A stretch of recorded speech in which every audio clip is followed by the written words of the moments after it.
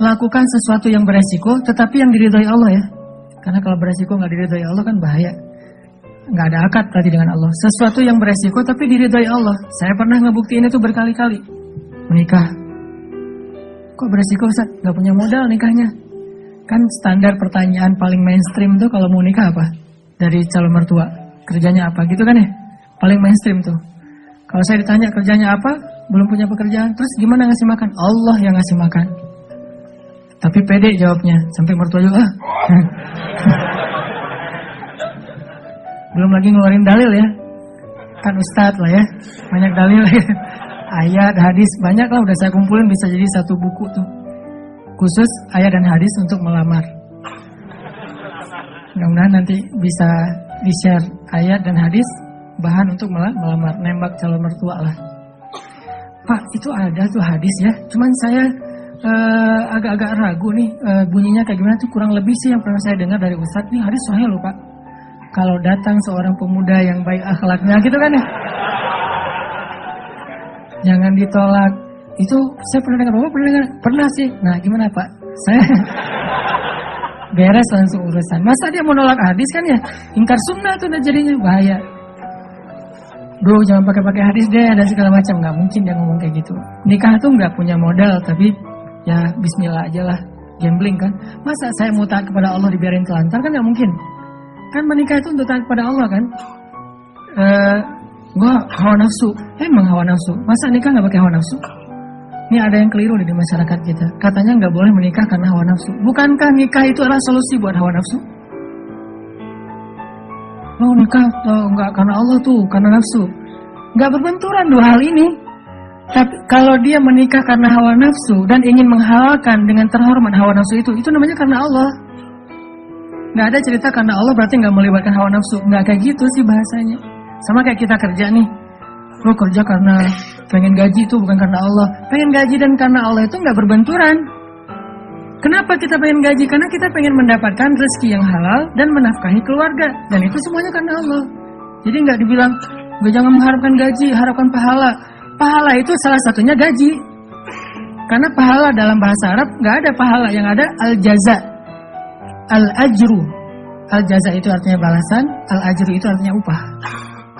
Upah itu bisa dalam bentuk kesehatan, bisa dalam bentuk materi uang, bisa dalam bentuk kebaikan di akhirat, bisa dalam bentuk terhindar dari api neraka, dan seterusnya. Itu al-jaza, al-ajru.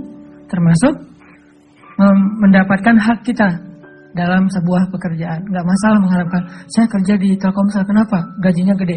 Nggak apa-apa.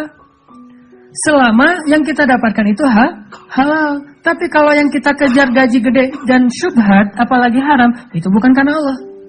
Termasuk menikah. Menyalurkan, kenapa kamu menikah? Karena saya pengen menyalurkan kebutuhan biologi saya secara halal. Wah, nggak karena Allah nih, nafsu nih. Emang nafsu, emang kenapa? Bukankah Allah mengatakan litaskunu ilaiha? Apa arti litaskunu ilaiha? Supaya tenang, supaya jadi nyaman, gejolak di dalam diri kalian dengan cara kepadanya. Itu bahasa. Dan di Al-Mu'minun juga dikatakan, walladzina hum li furujihim hafizun. Kalau nggak bisa hafizun, maka dia salurkan. Gimana cara nyalurinnya? 2. Illa ala azwajihim. Yang kedua nggak usah dibahas. Yang satu aja. Illa ala azwajihim, kepada istri mereka. Bukan istri mereka, istri-istri mereka. Illa ala azwajihim. Kalau dia menyalurkan dengan cara yang lain selain yang dibolehkan kayak gitu, kata Allah, faulaika humul adun. Dan Allah nggak suka kepada orang yang melampaui batas. Jadi menikah karena Allah, karena saya ingin menyalurkan kebutuhan biologi secara halal misalnya. Makanya mencari yang sesuai dengan kriteria masing-masing. Kalau misalnya ada yang kriterianya harus yang Arab, cari aja Syarifah, Habaib, apa kalau Habib perempuannya Syarifah kan ya. Atau saya pengen yang Oriental, pergi aja ke Korea lah atau ke Jepang. Saya pengen yang misalnya etnik, bisa di Indonesia misalnya. Ini mas selera, nggak masalah. Bukankah Nabi justru mengatakan memilih perempuan itu yang pertama justru fisiknya? Walaupun yang paling berharga bukan fisik, tapi tetap ditaruh yang paling depan. Karena itu yang ketahuan duluan kan. Kita nggak mungkin tahu kesolehannya langsung ketika awal ketemu, ini soleha banget nih, belum tentu. Ketika udah kenal dekat baru tahu ternyata dia rajin tahajud, rajin tilawah. Walaupun kadang-kadang kita ngelihat dia di Instagram postingan terakhir tilawah, alhamdulillah 1 juz hari ini misalnya. Bisa kayak gitu. Tapi rata-rata yang pertama dilihat fisiknya kan ya. Walaupun fisik banyak menipu sih, hasil editan segala macam. Pas ngeliat orangnya, hah? Lebih cantik dari di Instagram sih. Dia salah ngedit. Ini artinya teman-teman, kalau menikah itu karena Allah, kenapa takut? Bukankah Allah sendiri berjanji kalau mereka fuqara, apa arti fuqara? Gak punya apa-apa. Kalau miskin masih punya apa-apa, cuma dikit. Kalau fuqara gak punya apapun. Allah yang yughniyahumullah, Allah yang akan mencukupkan kebutuhan mereka. Oh, Allah yang cukupin, ya udah selesai. Nikah, datang, yuk nikah yuk. Gak gitu sih caranya. Terlalu polos kayak gitu mah pasti ditolak lah. Adalah trik-triknya pasti teman-teman udah mempraktekkan, kalau enggak pasti berstatus masih jomblo ya. Jomblo itu kurang kreatif menurut saya. Kalau yang udah nikah pasti kreatif banget, tahu banget cara-caranya gimana ya. Alhamdulillah berhasil. Setidaknya untuk dia berhasil setelah puluhan orang yang gagal misalnya. Kalau yang jomblo nih kayaknya harus latihan nih, belajar kepada yang udah nikah, nanti di kantor sambil istirahat sharing deh. Gimana dulu nembak calon istri? Gitu aja. Gimana gitu aja, tahajud dulu. Ya Allah yang membolak-balikan hati. Hati dia memang ada di dalam tubuhnya, tapi pemiliknya bukan dia, tapi Engkau ya Allah. Setahu saya nih, dia kayaknya hatinya ke si fulan. Dah saya mah gak bisa kecuali dia. Ya Allah, ya Allah, ya Allah. Akhirnya berhasil. Dan saya ngebuktiin itu banget. Saya sering bilang, saya itu bukan tipe istri saya loh. Sangat bukan tipe istri saya. Ada 4 hal yang pantang buat istri saya. 4-4-nya ada di saya. Subhanallah. Kok bisa berhasil? Ustaz.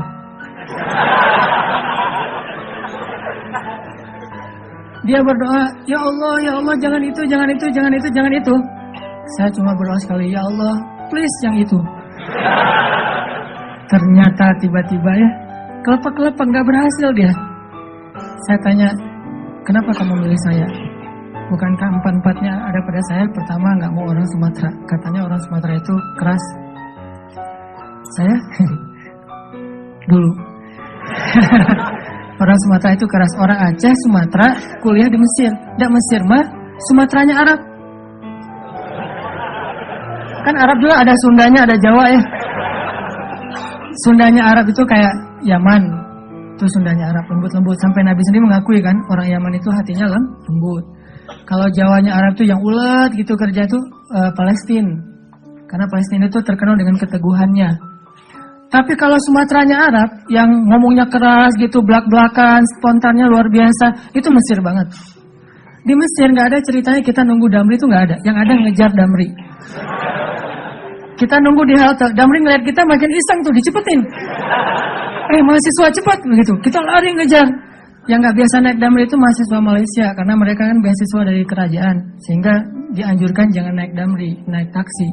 Tapi kadang-kadang mereka kehabisan duit juga naik Damri. Begitu turun, berlawanan arah, itu ngegelundung tuh. Kita di atas ketawa-ketawa aja, Malaysia. Bukan negaranya, yang orangnya karena terbiasa naik taksi, naik MRT. Dan kita mah Damri, desak-desakan. Kalau udah ramai di dalam Damri marah-marah, sallu ala Nabi, udah sallallahu alaihi wasallam. Cara paling sederhana mendamaikan orang di Mesir itu suruh salawat. Humar segala macam. Mereka kalau ngomongnya kasar tuh nyebutnya humar, keledai. Karena keledai itu kan simbol hewan yang bodoh di Al-Quran kan. Ya humar gitu dan segala macam humar. Sallu ala Nabi sallallahu alaihi wasallam. Naik lagi gitu. Tapi pas salawat mereka bisa cooling down dulu dikit. Saking menghargai Rasulullah ya. Kadang-kadang ada juga yang sambil marah. Sallu ala Nabi sallallahu alaihi wasallam. Di Mesir, orang Sumatera kuliah di Mesir, kebayangan? Udah Sumatera itu mungkin agak keras, kuliah di Mesir. Jadi wataknya tuh terbentuk dengan 2 negeri. Alhamdulillahnya ketemu orang Jawa yang mungkin beda banget dengan Sumatera. Gak mau dia orang Sumatera. Saya Sumatera. Sumatera Aceh pula. Dan Aceh di tempat markasnya GAM. Aceh PD. Dan itu kan gam dulu banyak di situ ya. Terus yang kedua, nggak mau yang kulitnya dof.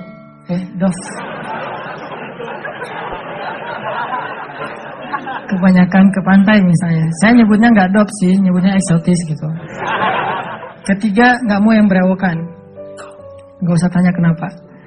Keempat, nggak mau anak pesantren. Ini juga nggak tahu kenapa nih. Empat-empatnya ada di saya nih. Ya Allah, please jangan itu. Ya Allah, saya pengennya itu. Kuat-kuatan doa. Ternyata doa saya lebih diijabah. Tadi kan, Ustaz. Pas ketemu sama dia, kenapa kamu mau sama saya? Padahal empat-empatnya ada di saya. Karena kamu punya yang kelima. Apa? Hati kamu. Nggak gitu sih ngomongnya. Yang jujurnya bukan itu mah versi jaim ya. Kalau versi jujurnya, kenapa? Karena kamu pelet gitu ya. Peletnya pakai apa? Pakai Al-Quran. Begitu ketemu, Bismillahirrahmanirrahim. Ria-ria dikit lah. Tapi ria untuk kebaikan kan, biar dapat seseorang yang sesuai dengan isi hati. Ngeklik langsung, ya Allah, berhasil. Dan setelah itu, biarin Allah aja yang ngatur. Mau kerja apa, mau tinggal di mana. Ternyata alhamdulillah saya ngerasain justru rezeki itu Allah mudahin setelah menikah. Dulu awal-awal saya datang ke Bandung, kita ngontraknya itu di rumah yang tempat pembuangan sampah di Tegalega tuh, di salah satu lapangan di Bandung, di pojok Tegalega itu ada pembuangan sampah. Kita tinggal di situ. Paling murah soalnya di situ.